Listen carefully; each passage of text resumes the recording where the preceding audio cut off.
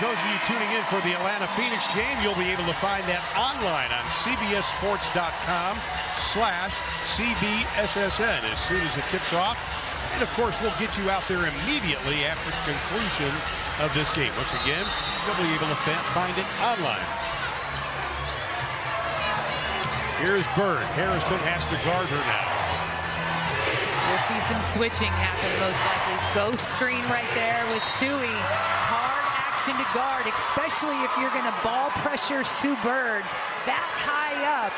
Easy call for Noelle Quinn to get that ghost screen into isolation on the left side of the floor. And the foul's going to be on Alicia Gray. Count the basket. We are tied at 85. We look at it again. This is that ghost screen, and we're not getting to see the whole play, but just opportunity to slip out of that ball screen, cause a little bit of confusion, and again, it allows that downhill pass for Stewie to play off of. Second 30-point game of the season for Breanna Stewart. And the lead is 1 with 40.7 left. Coach Quinn going to make a defensive substitution. January is going to come into the lineup, and Dallas going back with Arike. She will come back into the lineup. Let's get into Vicki Johnson's huddle. Everybody obviously thinks it's going to be Arike. Do you use her as a decoy, or do you let her take it?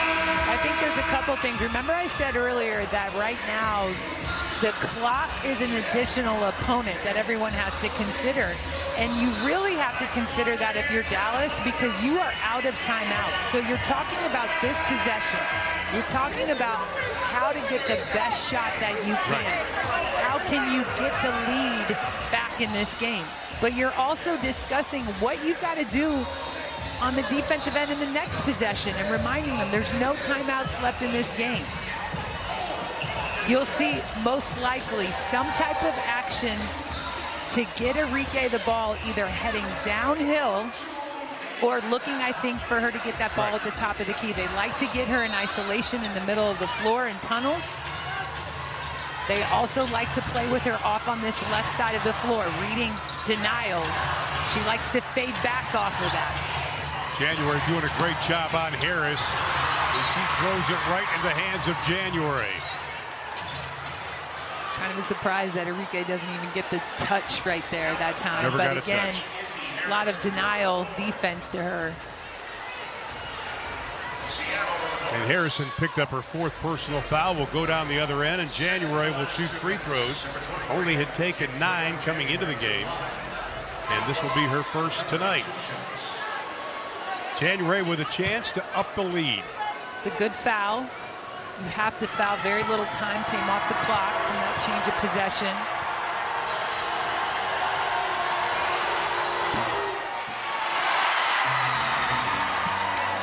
And she'll have another.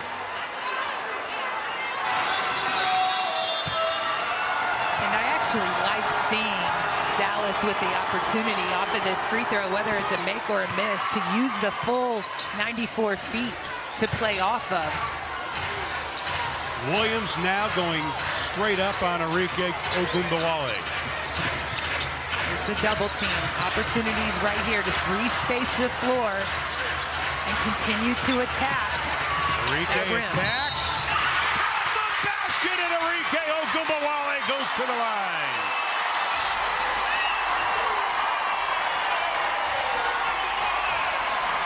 So again, we've seen all game these double teams come at Arike, but this time she challenged one of the best defenders from the perimeter that this WNBA league has ever seen. She's not bothered, she's determined to get all the way to the rim and give her team the chance to get out of this game with a win. Well, the Atlanta Phoenix game is underway, folks, and now available at cbssports.com/CBSSN. That's cbssports.com/CBSSN, and we'll get you over there as soon as this game is over. Arike, 22 points in the ball game. Seattle with 1 full timeout and a 22nd timeout left in the game. They most likely will use it. We'll also see probably some substitutions coming with both of these teams. Sue Bird right now not being sent to go rotate Right. into the game. And you think in this moment she probably would, but looks like she did actually get a rotation in. Okay, I was going to say, you got to have Sue Bird in the game right now as long as she's available. But Dallas also made some important substitutions. They've rotated Awak Kuir in. She has been consistently used at end-of-game defensive possessions. And then Kayla Thornton. Kayla Thornton, you've got a lineup right now that sets you up for switching, protecting the paint, and rebounding. Right. That is something Dallas is talking heavily about. Ball screen D and finish with boards. 12.9 to play.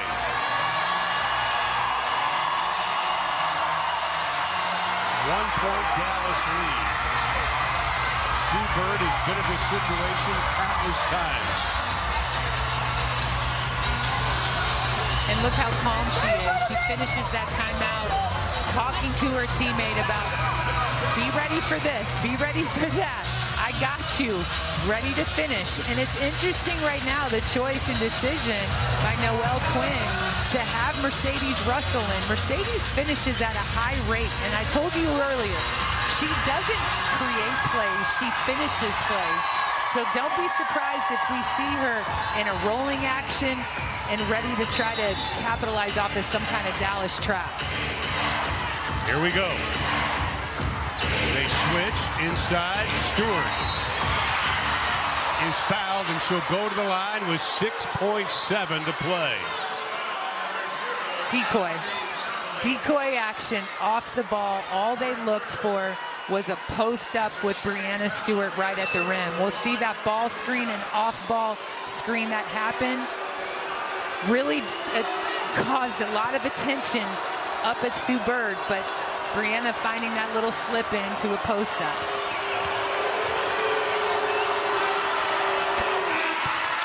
And we are tied. Dallas will have 6.7, and as Reagan mentioned, no timeouts left when they get the ball back. So they're going to have to come up with something quickly.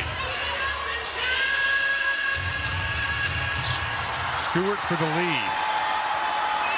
We'll see Breanne January work to face guard and deny Arike to try and make this hard on her. But Arike, this is when she's at her best, y'all. Arike, in and out, no good, and Seattle holds on. Every time these two play each other, you can count on it being a great game. And great players take those shots. We saw Arike win the game in Seattle last